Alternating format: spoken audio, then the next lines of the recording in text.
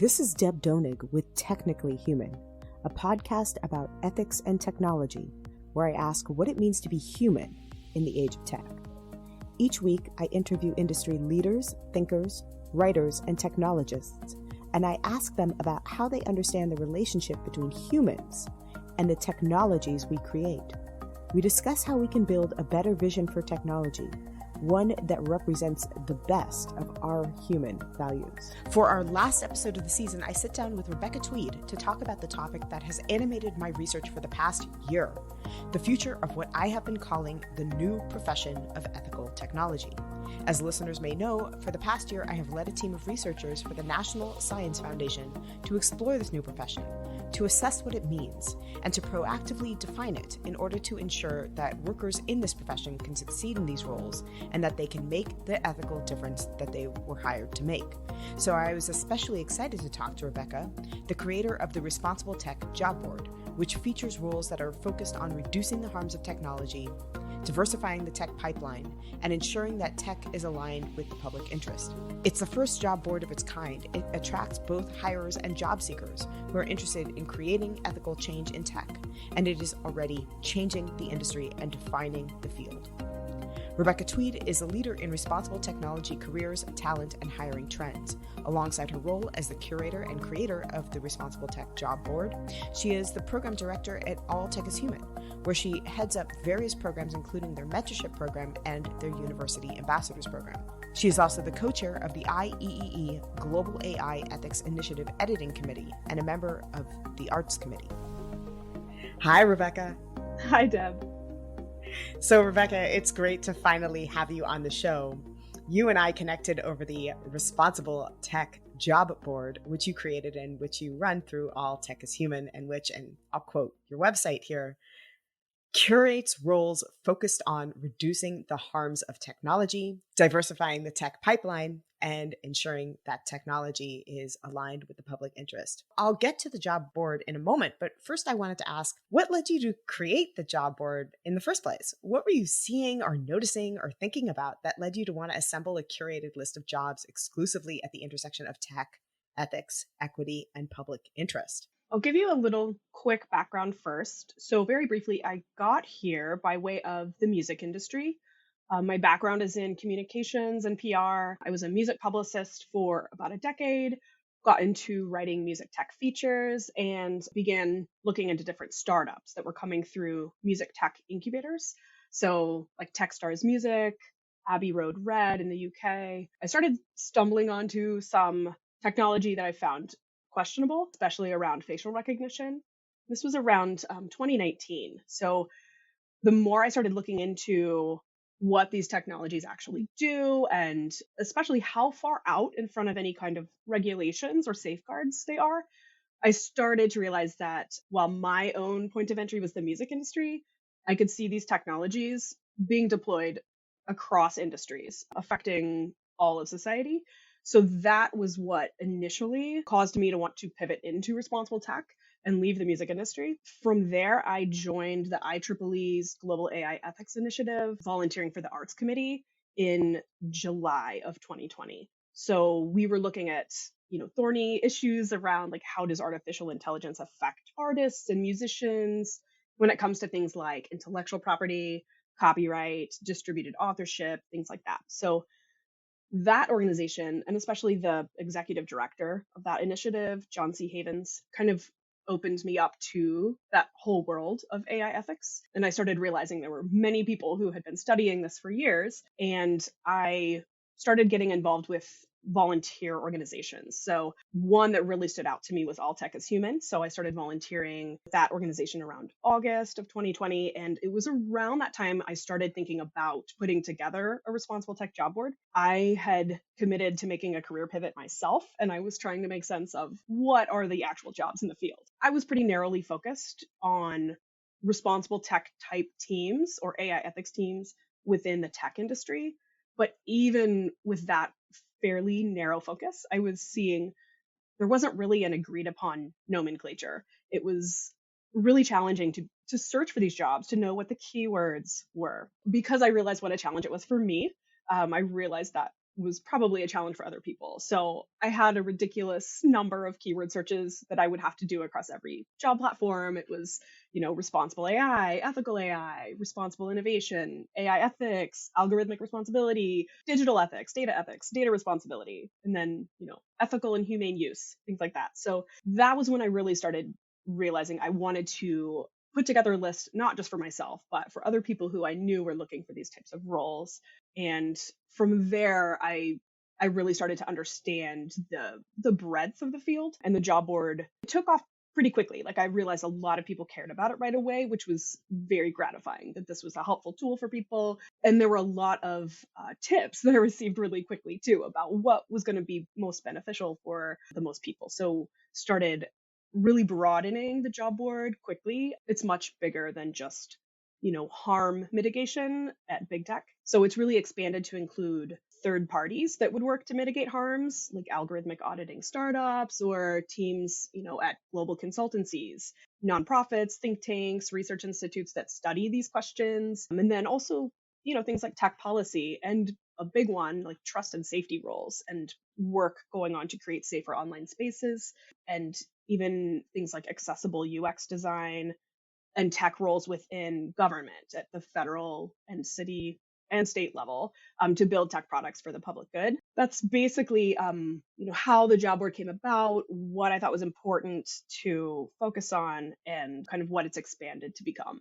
This is so interesting because there's a lot of public conversation right now, what some folks have called a techlash, about the negative unintended consequences of technology, and a lot of thinking about ethical or responsible or humane technology. But now I'm curious about the jobs themselves, because I hear terms like ethical hacker, which is essentially somebody who has the skills of a hacker, but is using them to perhaps figure out points of penetration in a cybersecurity context or something like that. I'm not sure that that's an ethical job, but it gets the term, for example, white hat or ethical hacker. So what makes a tech job ethical or public interest or responsible? What criteria do you use in selecting a job as belonging on your job board? It was at first for me just kind of my own sense of what I thought should belong on the job board. Around January of 2021, I teamed up with All Tech is Human, to put the job board together with David Ryan Polgar, the founder and director of that organization. And it was at that time where he really helped me hone in on what should be considered a responsible tech role. And of course, it's evolving all the time. But at this point, it was through, connecting with David and really focusing on, what does the field look like and what are the criteria that really should matter most. Kind of the three things that we really thought needed to be emphasized were mitigating the harms of technology, diversifying the tech pipeline, and ensuring that tech is aligned with the public interest. So these are kind of the questions that we ask anytime I'll come across a job, and this is what I look at. It's become kind of a three bucket approach of where we're broadly looking at like AI ethics and data privacy, these types of jobs, trust and safety and a safer internet, and then also public interest technology. There are other types of jobs that could be included in under certain circumstances, and a lot of times it kind of depends on there's a consensus within the community. If people within the All Tech is Human community are asking about certain types of roles or are studying a certain topic and it's something that they're interested in, we'll consider branching out into other spaces. And cybersecurity is actually a really interesting one that has been coming up a lot recently. And so some of those roles we are including on the board. So it just feels very fluid that we have a strong set of criteria at this moment in time, but there's the community itself kind of shapes how the criteria evolve and what types of roles we want to include going forward. Okay, so let's do a flash round. I'll say the job title and you tell me whether or not it belongs on your responsible tech job board. Okay, so ready? Okay. AI ethicist at Google. Yes. Cybersecurity expert for a hospital preventing ransomware attacks. Ooh, that's a good one. Not yet, but probably at some point that would be included. Data scientist for All Tech is Human. Yes. Okay. So we have kind of like a terrain here based on this flash fire answer. No, it gets kind of shaped around, like, the primary focus is the role itself, not necessarily the organization or the company. If the role itself is at the intersection of tech and society, it gets consideration for inclusion on the board. But there are some cases where if the organization itself is all about the intersection of tech and society, then it gets really challenging of how broad do you go? Do you include the data scientist? Yes. Do you include, someone in like operations or, HR? And that gets challenging because I would say actually, like, no, that doesn't really belong, but you could make the case that it does. So, but because the job board at this point in time is primarily just me, like I'm the one spending time doing it, I am limited by like not only the criteria that we choose for these roles, but also the amount of time that I have. So while I think you could make a case that the job board could continue expanding, and there are things like what we just described around, does the organization itself qualify so such that every role at that organization can be included? No. But then there are also considerations like it's an international job board, but I'm limited to, English speaking roles. And at this point, I would love to have the ability to include more staff and have someone that's focused on different regions, internationally. And then, people who are focused on each kind of subset that we've already talked about. So I find that is one kind of limitation with the job board, that there's the philosophical sense of what actually should be included, what is my bandwidth for making that happen. But then there's this other element that maybe is also relevant to what we've been talking about, and that is, there's what a company or an organization purports to be about, or what these roles or teams are apparently supposed to be about, and then what the role actually is. And so there's this entirely new level that I've found myself having to put a lot more energy into determining, okay, well, if a role, purports to be an ethical tech team, how much due diligence is on me to really dig in and figure out, do they do what they say they're doing? And that gets a lot more challenging. So free speech ethicist at Facebook? Yes or no? um, right. So it's not a yes or no. And actually, I mean, we could go back to like AI ethicist at Google. That's not a yes or no either, even though I said yes. These questions it's the next level of challenge for the job board, because, at first it really was. I was so excited to just see that these teams existed. And of course that it's not that simple. And so it's just a totally different situation now that I find myself having to ask questions about whether it's not just that the team exists or whether the rules are here to be put on the job board, but there's more to it. It has been an increasing challenge, practically speaking, for me to vet the roles, the teams, and the companies when it comes to the job board and deciding what to include. It's one thing, to have a set of criteria when I'm taking a company's claims at face value, but it is another thing to evaluate the sincerity of that company's claims.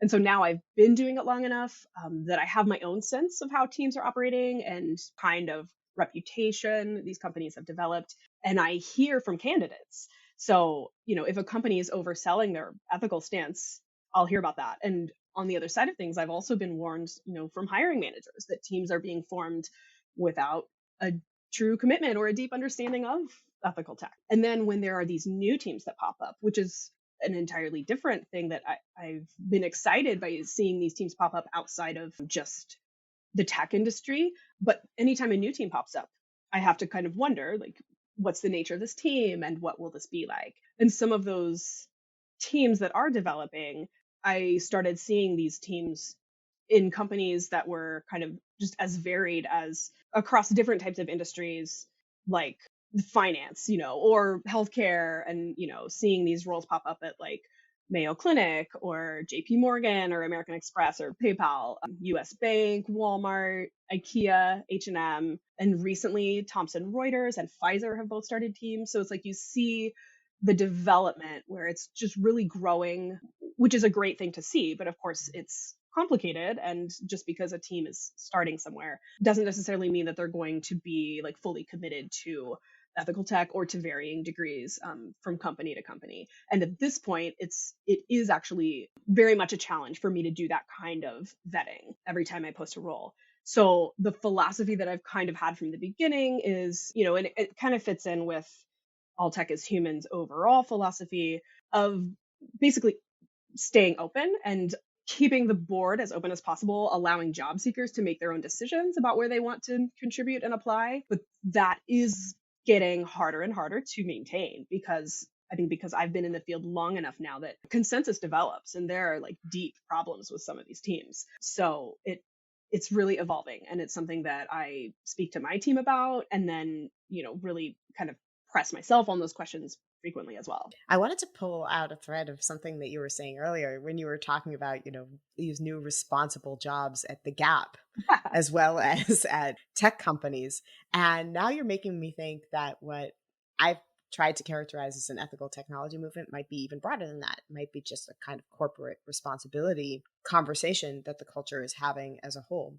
So, what's your take on the reasons or the causes behind this growth in the job market for the ethical or responsible technology workforce? Is it connected to other trends in work at large, or is it something specific to the industry? How are you thinking about this? Yeah, right. So from conversations I've had, it really does feel like in some sense, every company becomes a tech company. Any company that is utilizing machine learning or is dealing with vast amounts of user data, all in some sense needs a department like this and a team like this to evaluate what they're doing. So I think ultimately it came out of a necessity, and I think that will continue happening, that more and more companies will start forming these departments to address these issues. And I think it can be for a number of reasons. Some might be more PR focused, but I think there are real risks that companies are trying to mitigate by having these kinds of teams to address these issues before problems arise. Have you seen changes in the kinds of jobs or the job market as a whole since you started tracking and collecting these jobs? If so, what kind of changes have you noticed or seen? I mean, honestly, the biggest change I have seen is the expansion of the types of companies that are forming these teams. It isn't just the tech industry. Every company really does need this type of team, and so they're forming quickly. And even just within the past month, like it's been seeing a new team forming at Pfizer, and then the month before that it was Thomson Reuters that's like developing a team, and it just feels like that kind of thing. The pace of the formation of these teams is really increasing. I foresee that continuing. It's so interesting. I was listening to you narrate how you got to starting to think about the ethical technology job market. And it got me reflecting on my own reasons for wanting to and my own genesis for starting to track the job market myself. I've been tracking the job market for a while, ever since Salesforce hired Paula Goldman for what at the time was a kind of novel work, a chief ethics officer role. I remember that moment. It was about 2018. And I'll quote the press release from 2018, which is when she was hired. She was hired to develop a strategic framework for the ethical and humane use of technology across Salesforce. And I remember at the time thinking that that was a really new thing that I was seeing. Of course, her hire came in the wake of a couple of really important milestones: the alarm and suspicion about tech following the news that Facebook may have changed the outcome of the 2016 election via the proliferation of fake news and Cambridge Analytica's clandestine collection of user data from the Facebook website, and new ethical concerns about the possibilities of deep fakes. I think that that was an ethical concern deeply tied to the music industry as well. I remember the Tupac hologram, all of these questions about authenticity in the music industry and in the film and television industry, and then in the political landscape as well. As I remember, Jordan Peele was giving a speech with Obama visibly looking like he was saying the words that Jordan Peele was speaking. His face had been manipulated to look like it was saying preposterous or absurd things. We were really concerned about the authenticity of what we could see on screens, or our ability to believe in what we could see. Of course, 2018 and that time was the revelation that Wells Fargo employees went so far as to create phony PIN numbers and fake email addresses to enroll customers in online banking services in order to boost their own sales and make money. And that, I think, was a moment that really caused the public to become increasingly vocal about the ways in which a homogeneous demographic of tech workers and the assumption that tech products and practices were neutral had ultimately manifested in deeply harmful biases in tech products. And when those tech products and those assumptions had been embedded in social structures, that in turn had ossified and was increasingly ossifying social inequalities.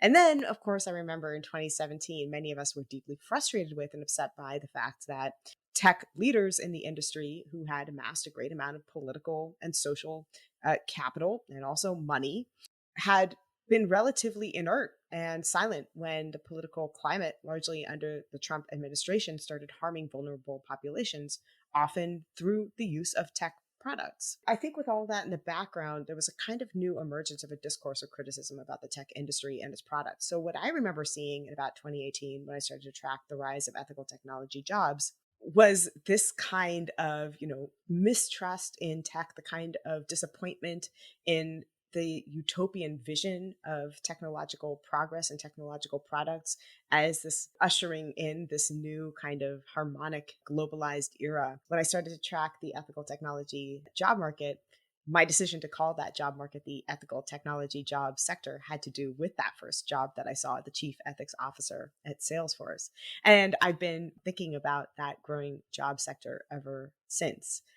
Was that somewhat of what you were seeing? And what do you think has led to the rise of this new professional category, not just jobs scattered across the web, but this, I really truly think it's a new professional category of ethical or responsible tech jobs. I completely agree. And I think because I came to it a little later than you, responsible tech might have been little bit of a later term, I think.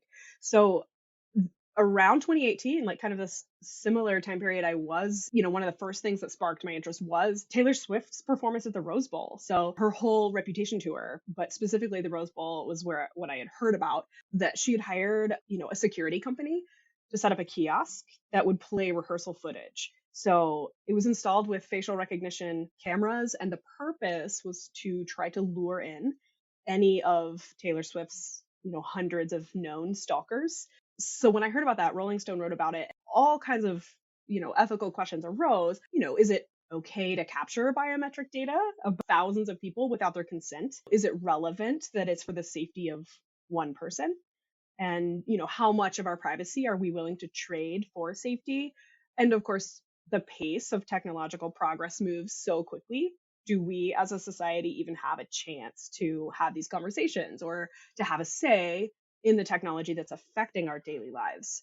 So I had like a few of these types of moments myself. The big one for me, the big catalyst was January of 2020. Kashmir Hill broke the Clearview AI story in the New York Times. And that was, I think, the moment when I really decided, for me, I had to make a pivot out of an industry that I felt like I enjoyed writing about music, but this was so much bigger than that. And it was just something that compelled me to, change my life. And I feel like that moment, and then the following spring when the Black Lives Matter protests were happening in the wake of the George Floyd murder and facial recognition tech was being used on the protesters, that was another like key moment that really sparked my interest in pivoting, as a career. I think journalism is responsible for a lot of raising public awareness about all of these aspects of how technology impacts society. I think in the wake of those types of very public breakdowns of, how technology is being used against society in all of these different ways, I think that's been a catalyst for a lot of people. And the public, we're talking about people who are consumers and also people who are the talent workforce for tech companies. And I think it makes a major impact seeing all of these types of stories, all of the instances that you referenced and how they continue. Clearview AI is still at it. So it's like these stories become more and more frequent, and I feel like you have the general population that starts to care about these issues. You have the workforce care about these issues, and people who will be entering the workforce, people who are entering universities. And I think there's been a convergence of all types of university academic programs that are being built around these types of roles that are popping up in different companies. It feels like those are happening simultaneously. One is feeding the other. And the PIT UN at New America's Public Interest Technology University Network, it grows every year. And each of these universities, there are so many different academic programs that are developing around this. And it just feels like the time is right for things to just happen. I do believe that journalism has made a major impact in raising awareness for the general population, and that starts to feed the whole cycle of university academic programs forming and companies forming these teams and how those feed, and it's symbiotic. So let's go back to that flash round that we did. I know that there's a wide range of ethical technology jobs and what those jobs can look like. But what does a ethical or responsible tech job look like? What are some of the kind of consistencies across the wide spectrum of ethical technology functions and ethical technology jobs available? What kinds of work do responsible technologists do?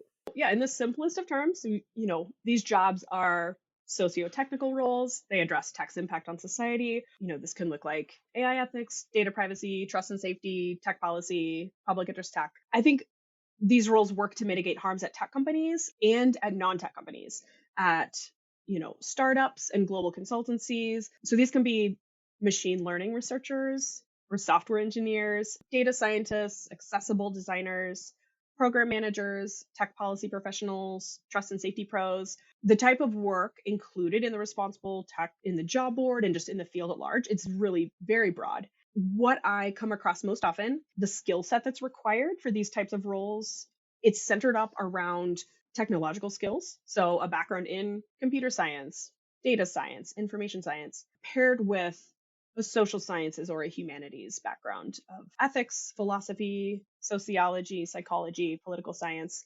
And then this third component that I hear about from hiring managers all the time is that a skill set that is steeped in product, having product experience, business experience, that these are kind of the three components that are most valued in these types of responsible tech roles.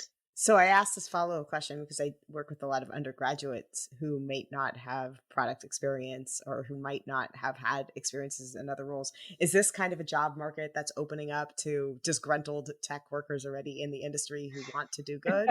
Or are there options for those of us who have not been in the tech industry previously or coming without experience to go into these roles? So what I'm finding, it does feel like at the start, these teams are looking for, as you put it, like disgruntled tech workers that are, looking to pivot into these types of roles. They are looking for more experienced talent, but as those teams mature, they flesh out their teams, they hire more entry level roles. The more mature teams and departments are looking for these entry level roles in addition to senior and mid level talent. The people within the All Tech as Human community, there are a lot of students. And what I tend to find is that the students have more success entering responsible technology through not so much the tech industry, unless they wanted a role within the tech industry that was not explicitly responsible tech, but nonprofits and government, and looking more toward civil society and other sectors, and gathering that kind of experience to then take to the tech industry and to allow these teams to have more time to mature, because the more time goes by, the more opportunities are available. But it is still the case that it's pretty challenging. There are internships, there are fellowships, but they're very competitive. We're not overflowing with opportunities in those spaces yet, but gaining some experience, a few years of experience in a different sector, and then taking that into the tech industry is what tends to be like the advice I'll give students. So a couple of options there too for disgruntled academics, professors. Yes. It's coming in from civil society. Very true. Okay, so noted. I know I want to ask a kind of behind the curtains question here. I know that the Responsible Tech Job Board also has a back end structure where hiring managers who post jobs on your board can have conversations with one another in a Slack channel community. Do you watch those conversations unfold? What kind of conversations are they having? Yeah. So it is really interesting to see hiring managers posting jobs directly within the Slack group. There's a channel explicitly for, jobs and career, and a lot of job connections are made that way. And actually, like, the first paid role that I found in the field was through the Slack channel. Like, there's a lot of that happening, and it's really excellent to see that. And what's almost, more valuable and very interesting is to see the effect that the Slack community has the job seekers themselves do post things about their experiences within the hiring process. So you'll see, the ethics watching that we've kind of been touching on, job seekers will talk about that within the Slack group. I think that will end up having a really positive effect on the industry because the workers themselves, like the talent workforce, they compare notes. And I've I've seen candidates talk about their interview experience and things like that. So I think the community within All Tech is Human in the Slack group is a place where really important conversations take place and networks are deepened there. But then also these kind of behind the scenes conversations that really do put positive pressure on companies to, like, you can't just say it's an ethical tech role because candidates talk. Hmm. Hmm. Can you share a little bit about what the candidates say? It's okay if the answer is no. What I will say is, for instance, a candidate, will go through, they'll say, hey, I went through like 4 rounds of interviews, and there's a big mismatch between the level of commitment to ethics from people at various levels of the organization, where a candidate would feel uncomfortable going through the whole process and accepting a position at a company where, like, if different levels of the team were not all committed to ethical tech, for example. Got it. This is an interesting point because some folks, and I include myself in this, look at some of these jobs with a fair amount of side eye. I mean, as excited as I get that people who care about or are equipped to assess and contribute to ethical discourse and an ethics of ideation, production, design, and distribution in the industry, I sometimes wonder about the efficacy of and also the industry logic behind these jobs. I mean, they might be ethically inclined, but they're also great PR, right? Also, if the industry can get out ahead of the critical discourse, this techlash, by responding to it with ethical workers, then they can maybe create structures for regulation on their own terms rather than having to potentially accept unfavorable commitments to a certain standard of conduct not on their own terms, or as we might otherwise call them, laws and regulations. I mean, if they hire ethical workers, then they get to gain social capital for doing that. And then they create an opt-in structure where they get to decide whether or not to follow their own ethical recommendations rather than being bound by laws or bound by regulations, which might move more swiftly without the companies internally regulating through these kinds of ethical hiring gestures. Also, there's a second question that comes up for me. Are these workers actually able to do the jobs that they have been hired to do?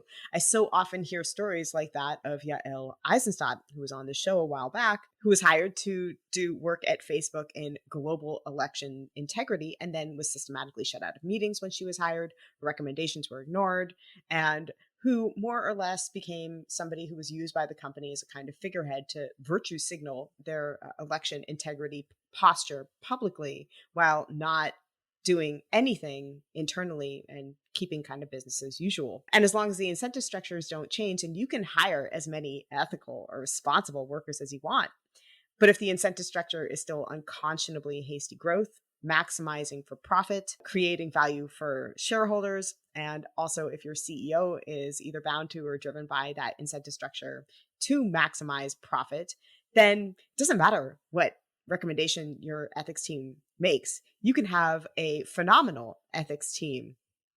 And if your CEO is maximizing for profit, then it really just doesn't matter. It doesn't matter how many ethical workers you have. It doesn't matter how equipped they are to make ethical recommendations or interventions. So I guess that's where my cynicism comes in. Am I being too cynical? Talk me out of my cynicism. I wish I could, but I mean, no, you're right.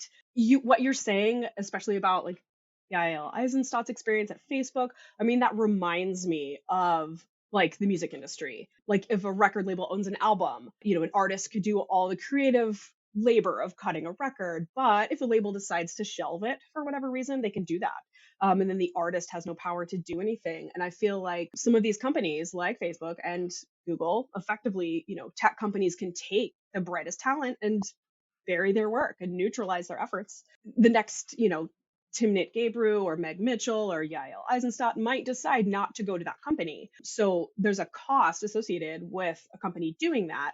I feel like people talk within the All Tech is Human community. I doom scroll on Twitter all the time, you see plenty of conversations about what companies are doing and what these teams really look like. And I think you can't do what Google did and think it won't have an impact on talent attraction and retention. And if you want top talent, but you're going to shelve their work, they will go where they can have an impact.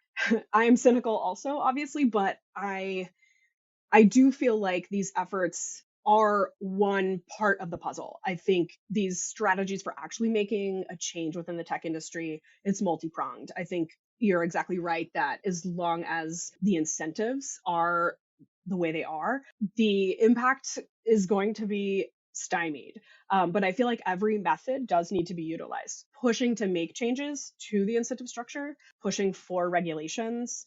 But I think internal pressure is necessary too. And as long as this is the existing system and as long as specific companies within big tech are creating tech products that are used across society, there needs to be people on the inside doing what they can to impact these products. I feel like there's kind of a long game, and I think all of these there are different ways to exert pressure and against those in power, and I feel like this is one important way to do it, even though I very much share your cynicism.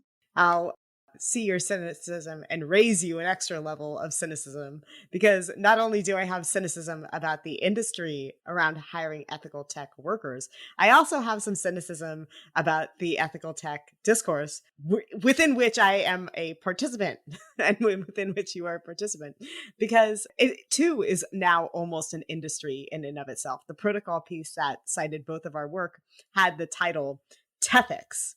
That, of course, is a reference to HBO's Silicon Valley season 6. And famously, in that last season of the show, the fallen villain of that show, the CEO, Gavin Bilson, who's greedy, power-hungry, vain, and diabolically intent in ruining the protagonist's small startup, decides that he is going to regain his stature in Silicon Valley by spearheading an ethics campaign and forcing everyone else in the industry to sign onto it in a pledge of technologically ethical conduct, or what he calls TETHICS.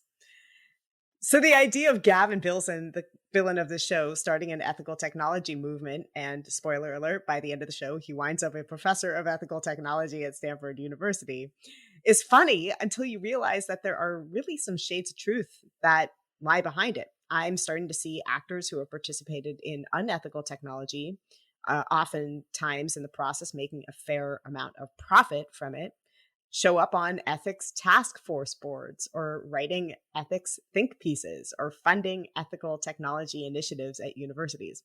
And just to clarify, I would not consider opening up the Facebook Center for Ethical Technology at Cal Poly. It doesn't matter how much money they'll give me. So ethics in the tech industry seems to me to almost be a new form of social capital. What's your take? Yeah, I agree. I think that cynicism is totally warranted.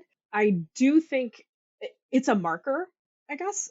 It's a marker of the increasing power of the movement, though. I think if people currently in positions of power feel like it is in their interest to imitate the real thing, that's because ethical tech is actually becoming a force. And I think they know they have to at least seem to care about it. So as it's gaining steam as a value culturally, and workers increasingly care about this, customers increasingly care about this, I think companies realize they better at least appear to care about this.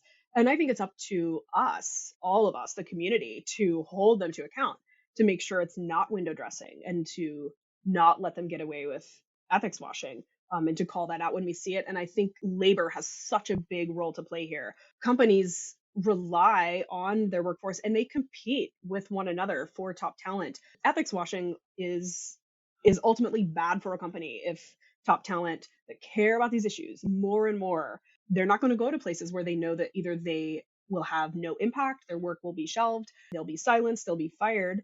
This matters. And I think moving forward, that's something that does give me hope. I feel like within an appropriately cynical perspective, I do hold on to that I feel like we as, consumers, as citizens, and as a labor force really have a lot of power to make an impact within these tech companies and on their practices moving forward. How do you think about ethical task forces or jobs opening up in some of these deeply unethical companies that want to hire ethics officers or data ethics coordinators, et cetera?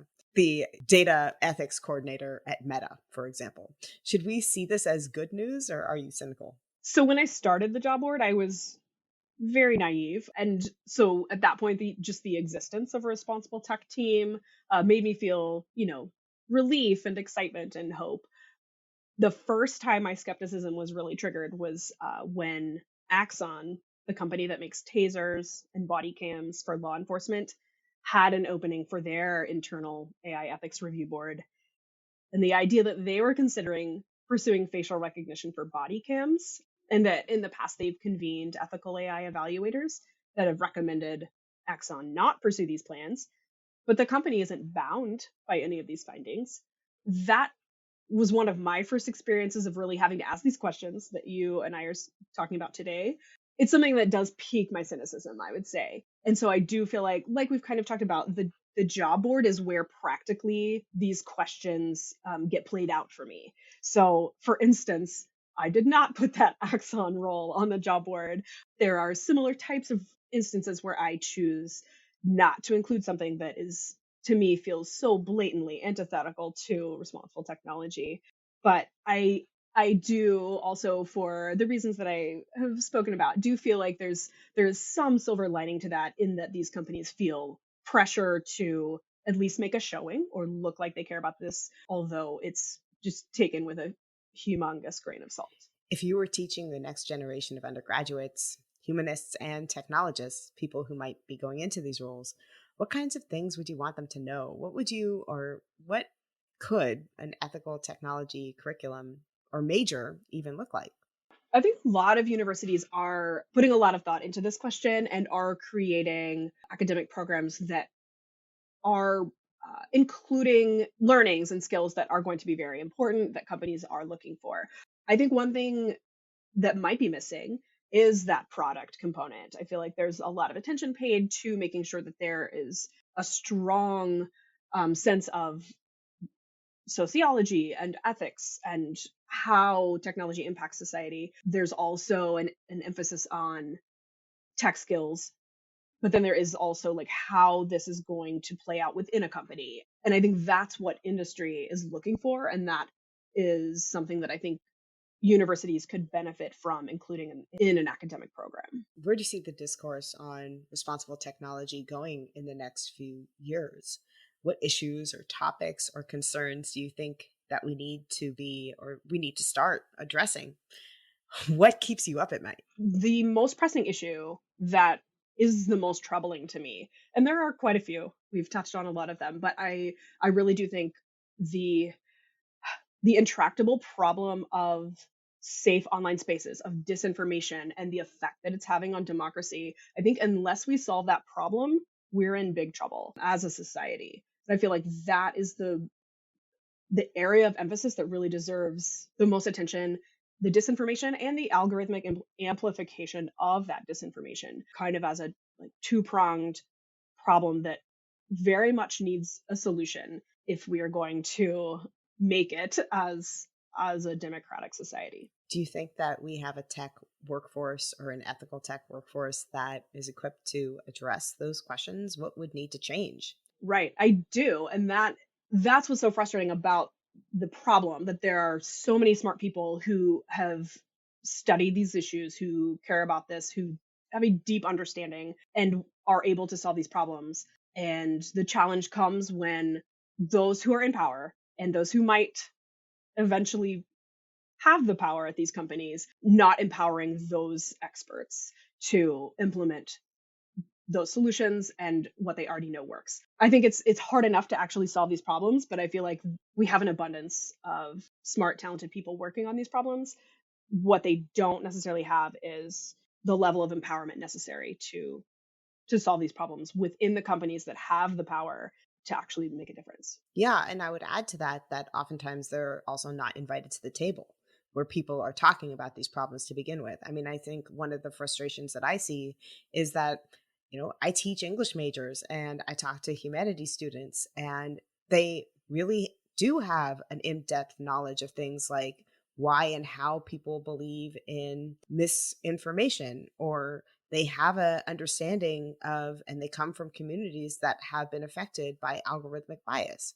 And they go into the humanities because the humanities offers them opportunities to explore these issues and the relationship to systems of power. And then they are systematically shut out of jobs that would offer them the opportunity to engage those skills in an area that would allow them to have an impact because of things like, you and I have talked about this offline, automated resume scanners or ARSs, or the structure of hiring that expects or assumes people to have these kind of various skill sets in ways that are not commensurate with the actual function that an ethical worker would need in order to make that intervention. And so I see a number of entangled problems or issues around how you get people in the space where they can make an impact. And part of it is just rethinking or recalibrating who belongs at that table. How do you think about this? And what do you think some of the blockages or stop gaps are in the process of bringing a more inclusive, more intellectually diverse workforce to thinking about these issues, and not only thinking about them, but actually impacting their structure and their outcomes? Yeah, absolutely. I completely agree with you. I think that's one thing that All Tech as Human strives to do is open up this community and these opportunities for, networking, mentorship, the job board, the Slack group where people can actually compare notes and speak with one another.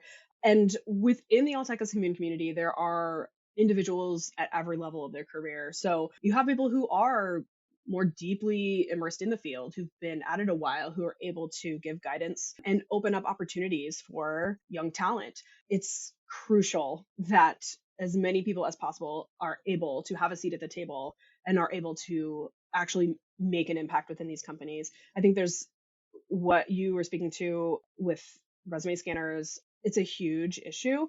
I also find that as these teams are new, the person who's building the team or who has initiated putting the team together doesn't necessarily have a strong sense of what the team should look like or what the skills required are.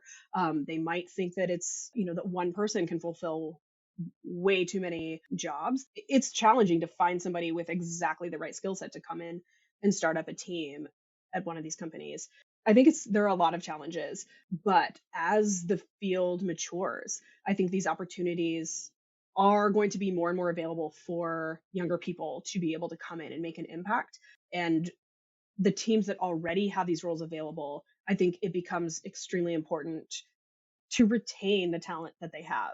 And that's where you run into some of the problems we've been talking about earlier, where you can have a lot of effort spent on hiring a diverse workforce, but then no effort on retaining them, and making sure that the workplace culture is inclusive and welcoming to the people that have already been hired. I think these are issues that need to be focused on so that the tech products that get designed and developed and deployed actually are not harming vulnerable populations. We need everyone's voice at the table to make that happen. I agree with you. I think these are issues that will need to be funded and focused on as we move forward and as the field matures. I mean, there's the other issue, which is that you can hire as many ethical workers as you want. And we've already talked about the ways that incentive structures might inhibit their ability to be functional. But the other part is, there seems to be like this assumption that what an ethical technology or responsible technology worker should do is just come in and wave a magic wand and, police people when they're not being ethical. Broadly speaking, there isn't, at least to me, a metric of what an ethical technology worker ought to contribute or what success would look like in those terms. And when you don't have that, you really deplete a worker's ability to do their job well, because there is no calibration system for what their work would look like if it is functional. And there really is no specific intervention or understanding of what that intervention very specifically ought to look like in a life cycle of ideating, developing, putting together, and then distributing a product. And you really, I think, kind of cripple the ability of somebody to be functional when you have this kind of hazy ethical magic wand ethical tech worker structure rather than a kind of specific intervention in mind with a specific metric and outcome. Yeah. Yeah, I agree with that. I feel like what ends up happening as we're trying to make a significant impact on the tech industry, you have, these kind of siloed teams that are developing. And I think the idea and the hope of everyone within, the responsible tech industry is to eventually have these types of roles dispersed throughout companies, to have it be just a fully integrated part of all of the processes within a company. Obviously, there's a really long way to go before we get there, but I feel like it also is incumbent on an organization like All Tech is Human that really tries to focus on bringing in a diverse talent pool in every sense of the word, in a multidisciplinary talent pool. And then you have other organizations that focus very important efforts on basically taking the existing workforce, like, computer science students at Stanford, and trying to bring ethics to those students who are already in a really good position to become a part of the tech workforce. And I think it takes kind of both of those strategies of incorporating ethics into a general computer science curriculum, as well as trying to broaden the type of worker that is empowered to go into the tech industry to begin with. The hope is that eventually you would have workers all across the board who care about this, who know about this, and who can apply this to their work within the tech industry. Yeah, it's really interesting. I think about this a lot in thinking about how we want to develop models for curricula and training that would allow people to become successful in these roles. And, the two models that seem to come out is, on the one hand, integrating ethics into something like a computer science curriculum structure already, so that you have engineers who are graduating with some sort of ethical structure. And then the other model seems to be, well, hire workers who have specific ethical training so that you don't task the engineers with also having to have an advanced understanding of ethics.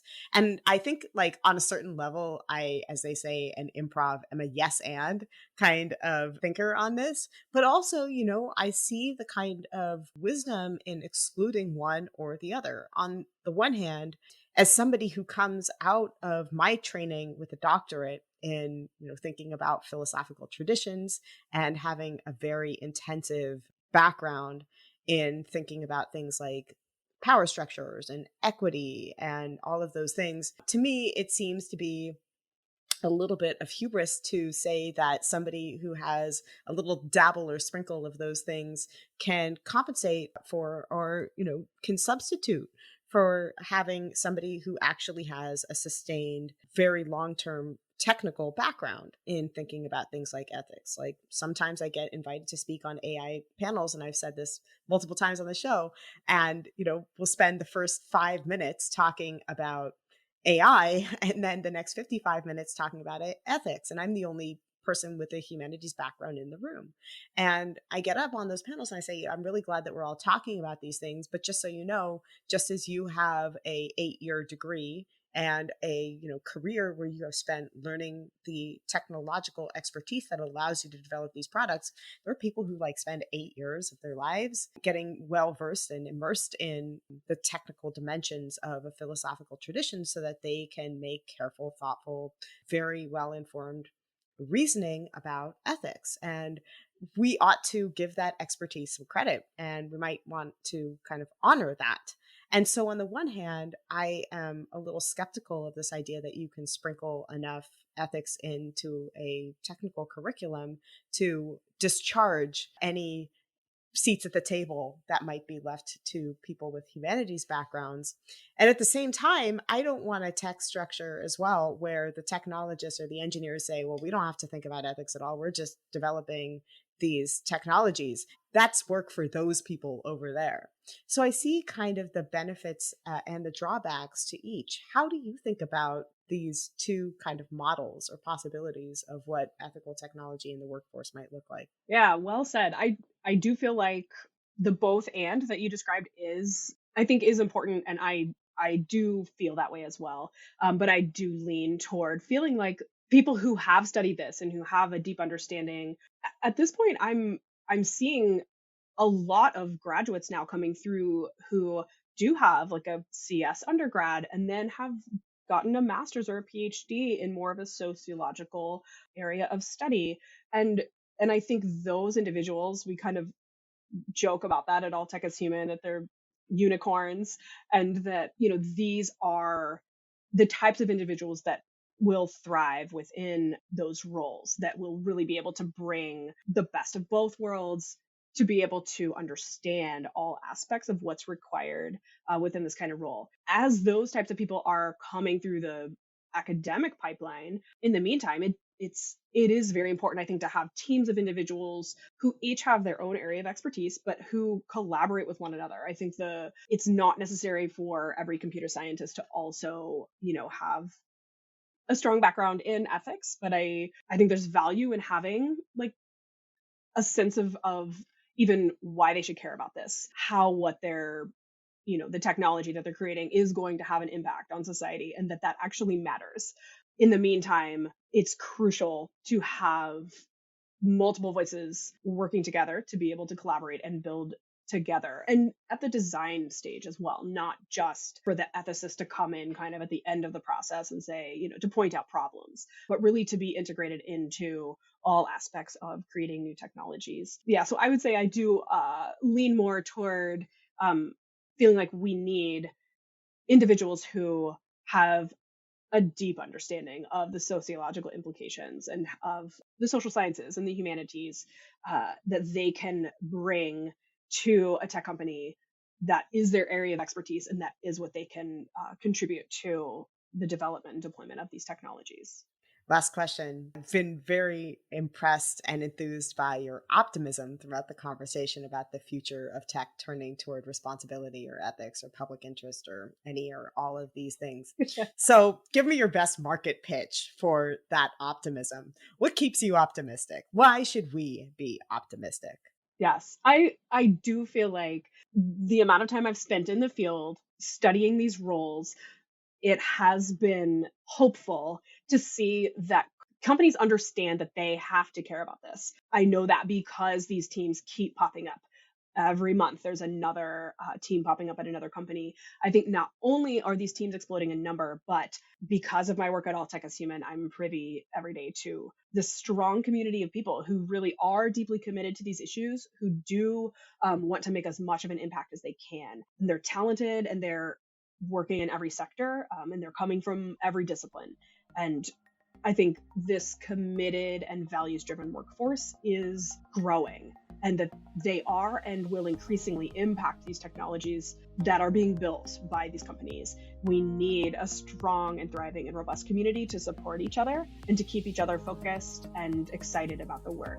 So that is what keeps me optimistic, although there are so many problems. Recently, All Tech is Human just had a Responsible Tech Summit in New York last Friday at the Canadian Consulate in New York City. And it's so energizing seeing all these different people who care about these issues, who are able to make an impact, coming together, comparing notes, and energizing the next generation of workers who are going to be doing the same. That keeps me optimistic. Thanks so much, Rebekah. Thank you, Deb. And that's all for this season. We are off for the summer, but we'll be back in September with brand new episodes of Technically Human. Until then, check out our archives and tell us what you think with an Apple Podcast review. For more information about ethics and technology, or to see what we are up to, you can visit our website at www.etcalpoly.org. Enjoy the summer, and we'll see you in September.